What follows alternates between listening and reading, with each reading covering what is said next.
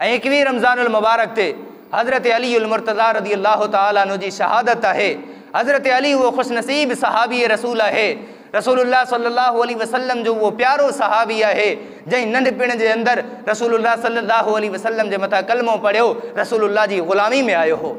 हज़रत अली वो खुश नसीब है जंहिंजी परवरिश रसूलुल्लाह पाण कई है, जंहिंजी तरबियत रसूलुल्लाह पाण कई है ऐं तरबियत करे पंहिंजी सभ खां वधीक महबूब ऐं प्यारी न्याणी हज़रत फ़ातिमा जो संग ॾिनो आहे। अल्लाह तबारक व तआला जो हबीब अलैहिस्सलातु वस्सलाम एतिरी त हज़रत अलीउल मुर्तज़ा सां मोहब्बत रखे तो।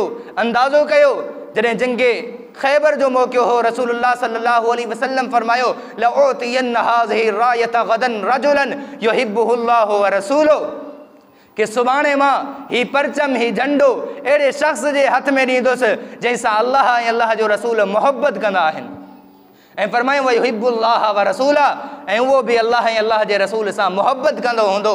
हर हिकु सहाबी जी तमन्ना थी पई, हर हिकु सहाबी खे ख़्वाहिश थी पई काश सुभाणे झंडो असांखे मिले, राति पूरी बेचैनी जे अंदरि इन ख़्वाहिश जे अंदरि गुज़ारियूं। जॾहिं सुबुह थी रसूलुल्लाह सल्लल्लाहु अलैहि वसल्लम सभु सहाबा जी मौजूदगी में फरमायो अली किथे आहे?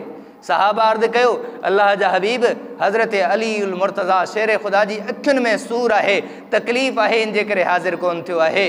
इते उन माण्हुनि जे लाइ बि सबक़ आहे जेके राह खां भटकियल आहिनि, जेके चवनि था अली मुश्किल कुशा आहे। जेकॾहिं हज़रत अली साईं मुश्किल कुशा हुजनि हा, अखियुनि में सूर कॾहिं न पए हा। हज़रत अलीउल मुर्तज़ा खे ज़रूरत न पए हा जो हज़रत अलीउल मुर्तज़ा जी अखियुनि जो इलाज रसूलुल्लाह फरमाइनि। रसूलुल्लाह सल्लल्लाहु अलैहि वसल्लम हज़रत अलीउल मुर्तज़ा खे तलब कयो, हज़रत अली साईं ख़िदमत में अची करे हाज़िर थिया। रसूलुल्लाह पुछा कई ए अली ख़ैर त आहे, छा थियो आहे? अर्ज़ कई अल्लाह जा हबीब मुंहिंजी अखियुनि में सूर आहे, मुंहिंजी अखियुनि में तकलीफ़ आहे। रसूलुल्लाह सल्लल्लाहु अलैहि वसल्लम पंहिंजी लुआब मुबारक कढी करे हज़रत अलीउल मुर्तज़ा जी अखियुनि ते मारी आहे। हज़रत अलीउल मुर्तज़ा रज़ियल्लाहु अन्हु फरमाइनि था अल्लाह जो कसम आहे मुंहिंजी अखियुनि खां तकलीफ़ ख़त्म थी वई ऐं कॾहिं बि मुंहिंजी अखियुनि में तकलीफ़ महसूस न थी।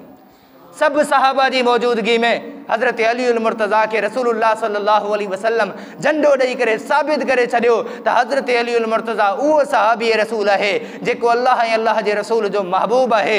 अल्लाह ऐं अल्लाह जो रसूल उन सां मोहब्बत करनि था ऐं हज़रत अली बि अल्लाह ऐं अल्लाह जे रसूल सां मोहब्बत करनि था।